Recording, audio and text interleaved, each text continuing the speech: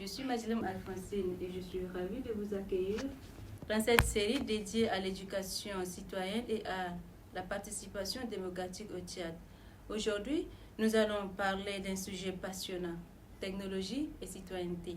Comment les outils numériques peuvent-ils renforcer la démocratie, la participation des citoyens, notamment dans le secteur agricole? Comment donner une voix aux paysans qui nourrissent notre nation? Pour en discuter, j'ai le plaisir de recevoir Mamoune Mabouki, technicien agronome, secrétaire exécutif permanent de la Fédération nationale des organisations des producteurs de semences au Tchad, par ailleurs expert en développement rural. Bonjour et bienvenue, monsieur. Bonjour, Madame Alphonsine, ravi de t'écouter.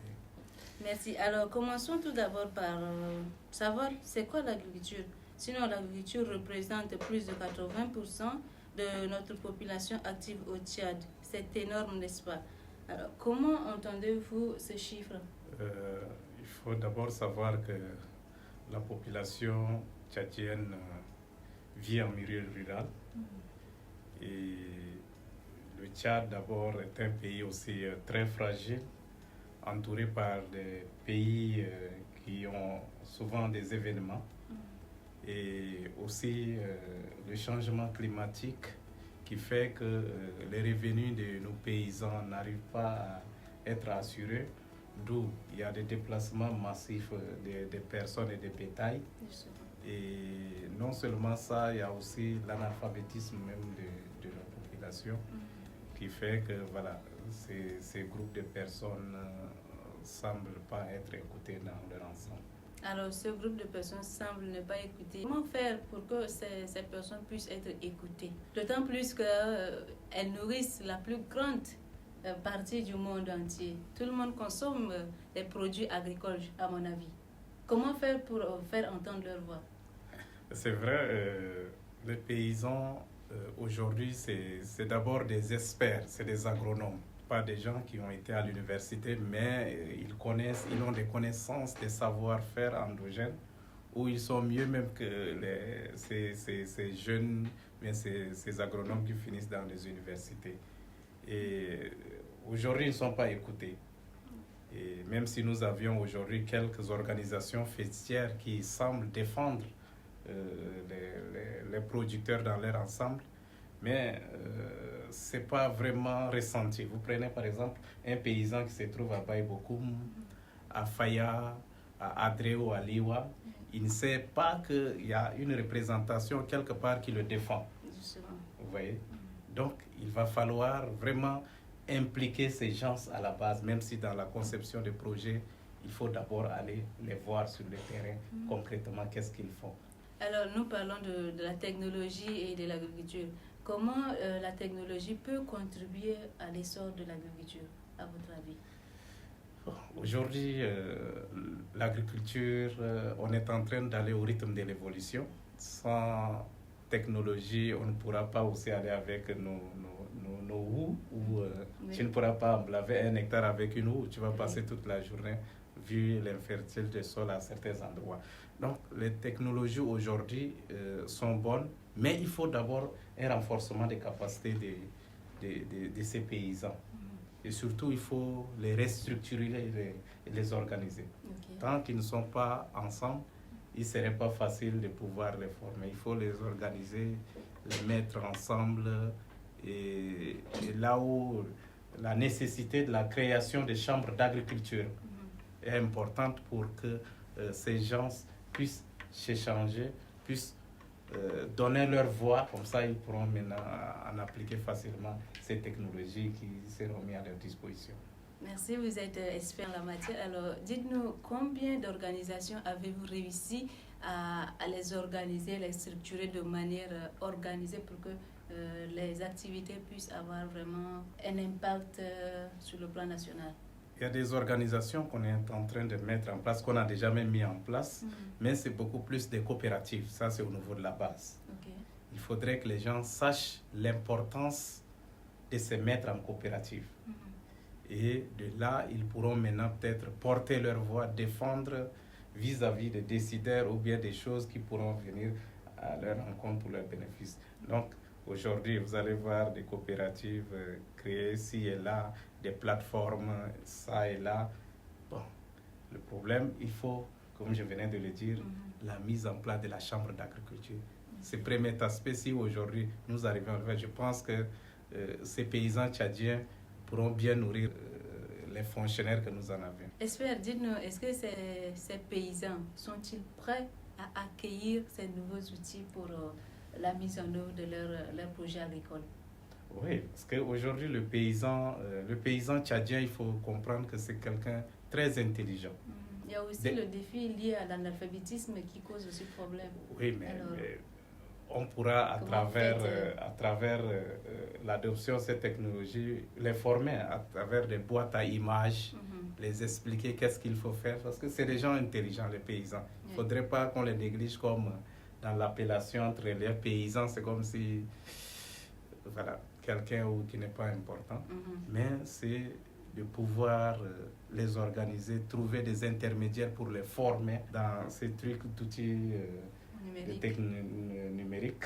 Et aussi, pourquoi ensemble créer des groupes WhatsApp? Parce que vous partez au Sahel, vous allez trouver quelqu'un qui n'a pas été à l'école, mais utilise le WhatsApp et communique très bien. C'est super intéressant ce que vous dites. Voilà, donc pourquoi pas le faire pour nos paysans, pour l'adoption de telle ou telle technologie. Je pense que le paysan tchadien n'a pas besoin d'aller à l'université de Doyaba ou de Tcham pour devenir être expert.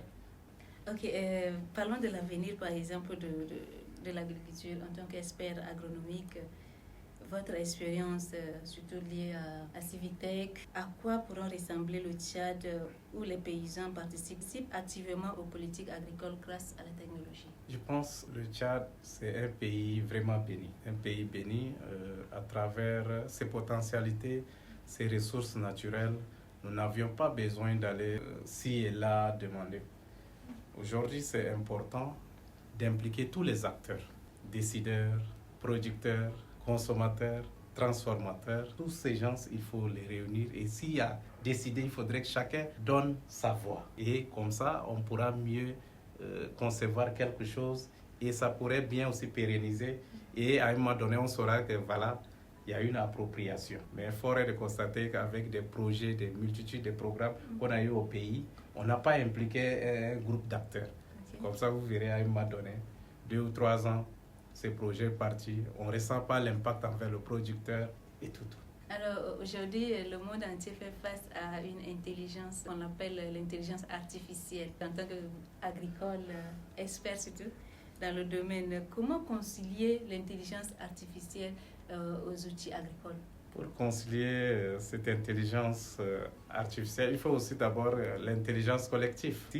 Si on n'est pas ensemble, comment on pourra mieux apprendre quelque chose qui tombe à pic sur nous? Donc, c'est important d'être d'abord ensemble et facilement on pourra apprendre à aller vers l'intelligence artificielle.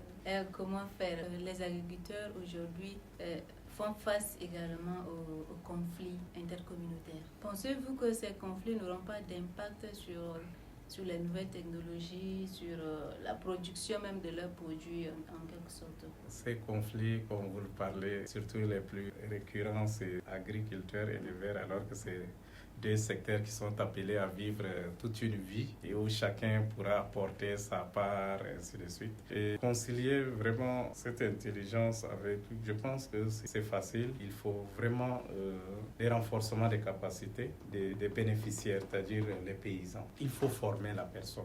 Oui. Avant de venir avec une nouvelle chose, il faut d'abord former, que la personne sache c'est quoi exactement et quelle est la valeur ajoutée de ce que j'ai. C'est la formation. Mais si aujourd'hui le paysan n'est pas formé, on dit voilà, on vient avec tel appliqué. Non, mais il trouvera que ce n'est pas vraiment utile pour lui et il repart dans ses pratiques ancestrales. La formation est très, très importante et capitale. Oui, vous avez parlé de la répartition dans sa phase du départ. J'ai bien envie de vous poser la question de savoir comment peut-on faire en cas de la non-disponibilité des pluviométries, par exemple. Parce que la répartition, quelquefois, c'est inégal. Au fait, ça c'est les effets du changement climatique. Mais le paysan, il connaît les signes annonciateurs à un moment donné du temps qu'il fait et du temps qu'il fera. Donc, nos paysans ont aussi des connaissances, des savoirs endogènes que les autres, c'est-à-dire ceux qui veulent, les patrons, les programmes pensent que ce n'est rien et que c'est nous qui venons vers eux. Mais ces gens ont des connaissances, des savoirs où ils pourront même mieux nous apprendre. Donc, les paysans, ils savent à un moment donné. Mais avec l'intelligence artificielle et à travers des innovations que nous voyons, nous pensions que le paysan, c'est quelqu'un qui pourra mieux adopter et puis résoudre ses problèmes en cas de mauvaise répartition des pluies à un moment donné. Nous avons assez appris de vous, surtout en ce qui concerne la technologie et l'agriculture. Nous sommes presque arrivés à la fin de notre entretien. Quel est le message que vous avez à l'endroit de nos internautes, à l'endroit de nos paysans, ce que nous appelons communément agriculteurs, et aussi aux innovateurs, pourquoi pas, ceux qui aimeraient bien pratiquer l'agriculture et ne savent pas par où commencer? Je pense que l'agriculture ou la terre, pour moi, il reste le meilleur employeur. Meilleur employeur en ce sens où si tu le fais bien, il te donne un bon résultat. Et aujourd'hui, vous allez voir partout des gens qui finissent dans des écoles de formation, mais formation agronomique, préféreraient mieux venir travailler dans le bureau. Alors, la meilleure université, c'est là-bas. C'est au champ. Notre PND devrait être en brousse là-bas, où on pourra aujourd'hui aider les paysans, le monde entier, exporter. Et de là, on pourra parler de la souveraineté. Mais si je suis un agronome au col blanc, je reste dans un bureau, c'est de conseiller aux jeunes de faire un retour à la terre et surtout aussi à l'État de pouvoir vraiment porter secours à travers des financements, des crédits agricoles, mettre des semences et des intrants à ces jeunes. Il suffit de les organiser. Il suffit de les organiser. Et le Tchadien, ce n'est pas celui qui aime trop voyager. Quand tu les mets dans les bonnes conditions, pop, ils décollent. Alors, si on vous met dans une bonne position, vous décollez. Hein? C'est ainsi que prend fin ce numéro d'aujourd'hui. Merci infiniment de l'avoir suivi, chers internautes. Je suis Majlem Alphonsine. Merci infiniment de nous avoir suivis. Merci à notre expert. Le prochain rendez-vous est pris et prenez soin de vous. Au revoir.